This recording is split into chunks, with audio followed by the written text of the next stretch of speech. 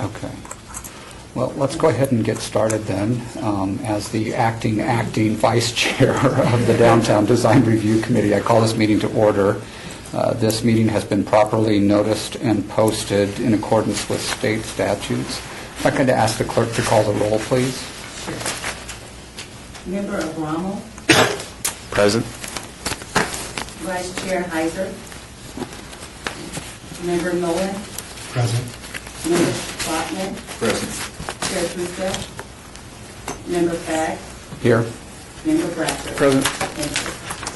That brings us to item number 3 on the agenda. Public comment during this portion of the agenda must be limited to matters on the agenda for action. If you wish to be heard, give your name for the record. The amount of discussion as well as the amount of time any single speaker is allowed may be limited. Is there any members of the public who wish to speak on any item on the agenda? Seeing none, we move on to item number 4, approval of the final minutes of the November 15th and the November 29th DDRC meetings. Chairman, I wasn't present at the November 15th meeting, so I'll be abstaining on that matter. Okay, so noted for the record. Same applies to me. I wasn't present either, so. Any questions or comments about the November 15th meeting? Do I have a motion? Motion to approve. Second. Have a motion and a second. All in favor, say aye. Aye. And for the November 29th minutes, do I have a motion? I don't know on that one yet, Mr. Chairman.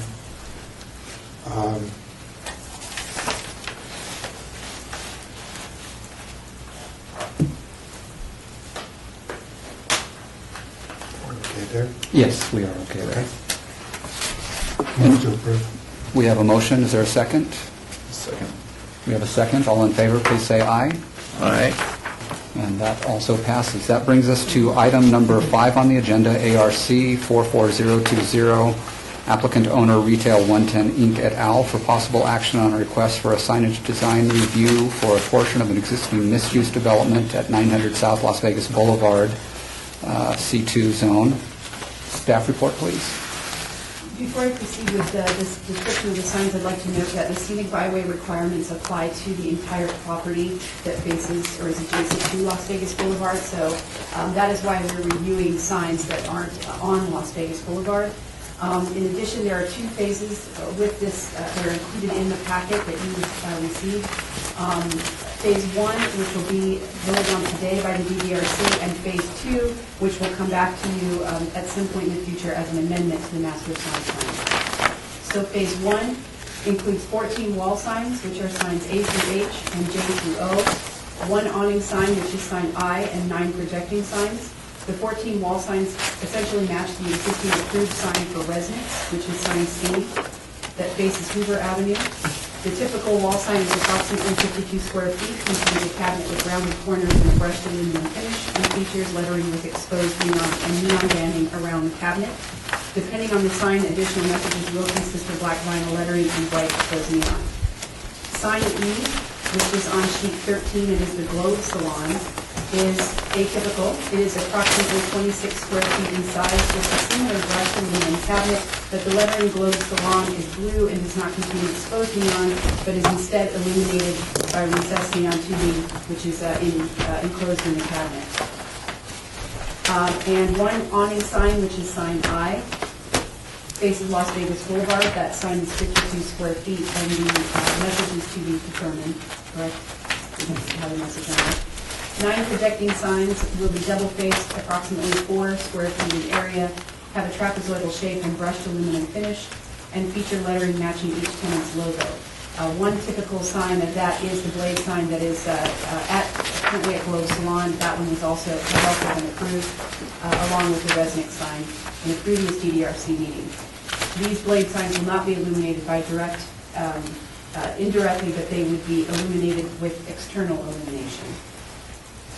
The issues are that a waiver is requested to allow a minimum sign separation distance of 14 feet, or at least 50 feet is required. Staff recommends approval of the waiver. A waiver is requested to allow no illumination on the projecting signs where 75% neon animation is required. Staff recommends denial of the waiver. and a waiver is requested to allow less than 75% neon illumination or animation for a proposed wall sign at the Globe Salon Sign E. Staff recommends denial of the waiver, and the waiver is needed to allow up to 71% of the eligible wall coverage for tenant signage where Title 19 requires no more than 50% coverage, and staff recommends approval of the waiver. Overall, staff recommends denial of the request for this application. See, this item is a public hearing. We now open it up for public comment. Could we hear from the applicant? Richard King with Federal East Sign Company.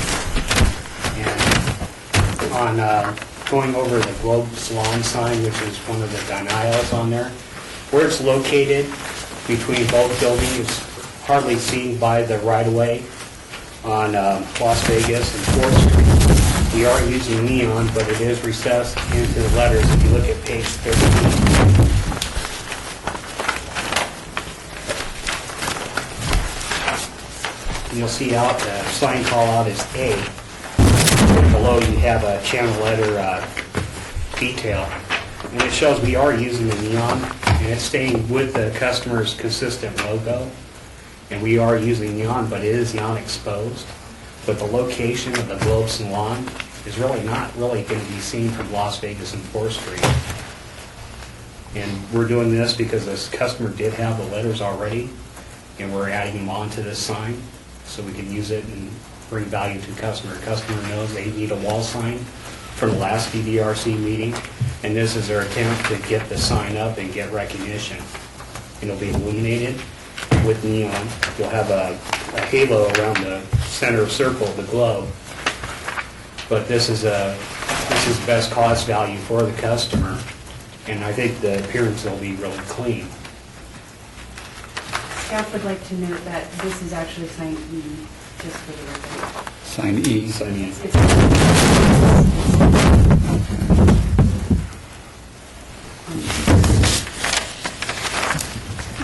Any, If I could also add, if you would just state your name and address.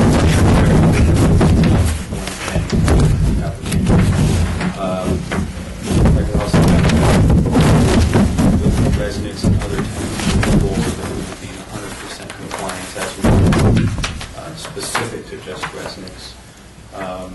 Like Richard said, this is an existing sign that Globe has had from their previous location. We tried to accommodate more with using the same race, building a new raceway that matches residents and what future signs are going to be. Additionally, it's approximately 175 feet away from the right-of-way on Las Vegas Boulevard to this location. I realize it applies to the entire property because we have a Las Vegas Boulevard address. We're just asking for some consideration with this specific tenant. The rest of the property, when it comes online, even going with future tenants next to Globe, we will be in 100% compliance. We'll write it into all of our leases and with future tenants next to residents going towards Las Vegas Boulevard as well. and we wrote some of these caveats into this master sign plan, so when the applicant would get this, he would have all the criteria in this master sign plan saying that they have to follow these rules. And another item on here is the blade signs that protrude. They're non-illuminated, and staff is recommending denial. But basically what they are is a very small sign just for pedestrian traffic to walk in. And they're around 4 square feet. And it's just a way to attract a passerby in the daytime, because most of their traffic is daytime. So that's another consideration we're asking for. We already have one for the Globe, and these are secondary signs.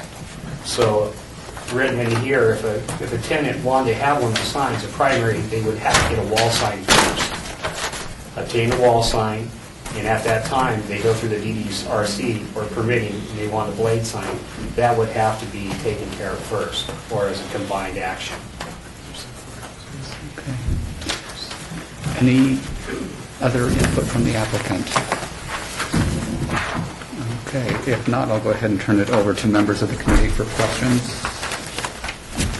have a question about the blade sign specifically. Why is staff recommending, I believe in a prior meeting, we actually had this conversation about these blade signs, and we approved it, did we not, or am I misinformed? The commission approved the one sign for Globe. So all future signs would have to meet the scenic byway requirements. Wasn't that approved condition on them coming in with a master sign plan, which they're here today for? Okay. But I thought that was Resnick's. I'm sorry, I wasn't on the board. I don't remember Globe. I thought think it was two signs. Resnick's came in, and then we knew that a master plan would come later, after that, and Resnick's was approved. I can't remember Globe. It was two actions at the one meeting. One was action for residents, and the second was blade signs for Globe, with understanding that Globe came back with a main ID wall sign, illuminated wall sign, and a master sign plan. So there was two actions at that meeting, and we did discuss about down the future about having blade signs as pedestrian IDs. I just don't remember Globe, I'm sorry. Right, that was my question. I believe we looked at the blade signs as an opportunity for each individual tenant to have some kind of east-west signage that wouldn't require, is what I remember, the blade would not require any kind of illumination. The standard sign would. So we're not agreeing to that anymore, or we are agreeing to that? We have to make a decision. I think. I think we were saying was that the one decision is not for every sign in the future. Okay. At the site, it's just for the one sign. And then when they come back for the master sign plan, you'd have to vote again whether to accept their proposal or not. So really, the decision of the committee here today is if we approve their master sign plan, then we are approving their blade signs to be non-illuminated. And Okay, so we are, if we do approve today, we're establishing the pattern essentially for those blade for signs. those blade here in the signs. building. Okay, thank you. I had a question on the Globe sign. I still don't remember approving that one. What are we saying on the Globe that, I'm not talking about this sign, I'm talking about this sign. This sign was approved? No, just the blade sign was. No, just the blade sign was approved The last blade time. sign, This yes. one has not been approved yet. Right, and where's the neon here on this sign? If you look at that drawing right there, Okay. you'll see a channel letter down to the bottom left-hand side. It says channel letter detail. And you'll see a plastic neon tubing with a plastic face on it right there. So it's behind the face to give it that blue illumination. So it's not So it's exposed. not neon. exposed. No, It's backlit. Yes, it is. Okay, so it is still neon. Yes, it is still neon. And that is due to You this, can't see the neon. No, you cannot, sir. You can't see the tube because Is that Yes. the only neon on the sign? No, there is neon around here, which is a circle on the globe, and that's halo. And that divides a glow. It's not seen, but it's cast a glow out. It's not trapped by the plastic or anything. So it's giving like a glow out in the center of the sign. and I believe part of the consideration is because the sign was already, as part Yes. of the They had original another property signage. They shut down, and they had these letters. We've cleaned up the letters, and we've made it modify so the cabinets look all standard through what Sam wants to do. And this is the best value we can get for the customer. And it keeps their logo intact, so it keeps with their business cards and everything else. Are the other signs going to be wall signs or projecting signs going around the remaining? It's going to be in the future. I'll let Sam testify to this, but we're establishing that Sam wants these cabinets up here with the same look, less penetrations in the building, and so it has that consistent look. And yes, it will be neon as per the code, and we'll have to still come here and show you what we're going to do. But we're going to set today, I believe we're just setting wall space, square footage, and down. So you guys will have full control on this master sign plan at every point. If I may, it would also approve the projecting signs. Those Yes. are part of it as well, so Yeah. wall and projecting. All right. I have a question. The Globe tenant, if they were to leave, a new tenant would then be subject to the exposed neon. per your master sign plan? Okay. Let's see. And I also have a question about the projecting signs, the blade signs. Are they not identified with a letter here on your overall site plan? They're not. They're not, but they are marked into, if you look at the site plan, you will see like a little square, like where a seat is, and you'll see blade sign on the first page, 10 of 14. 10? 10 of 14.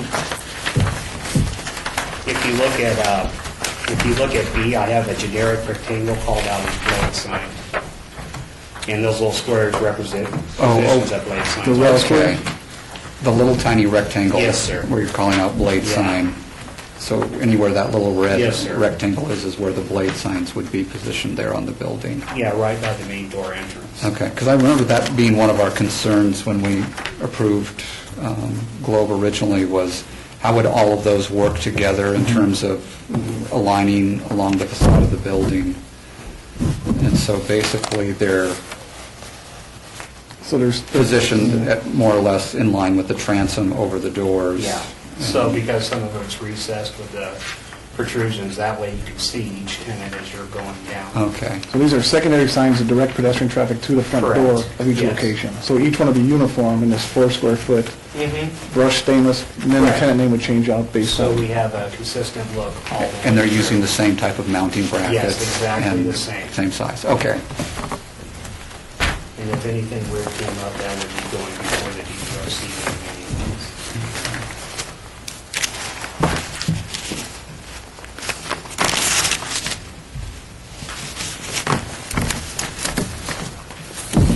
Any questions or comments from the committee members? The only thing I'm worried about is last meeting, somebody put some signs up and we told them that they're not compatible, they have to come down or come back with how to make them compatible.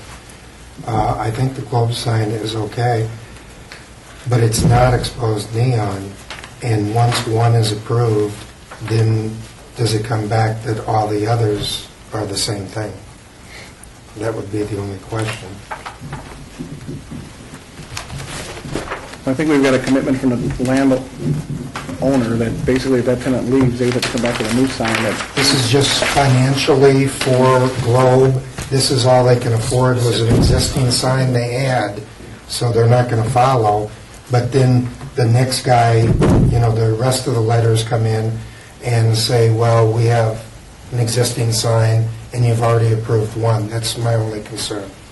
And if there's any way I can address it through the master sign plan, I'm happy to do that so that doesn't happen in the future. So any tenants that come to us now, or if I'm not even the landowner, I'm happy to make sure that it's not even an option for them to put up. I don't know what the best way to achieve that is. Yeah, but I'm well, happy to do it. you have language in your master sign plan that says at least 75% of the total sign surface areas must consist of neon signs or animated signs.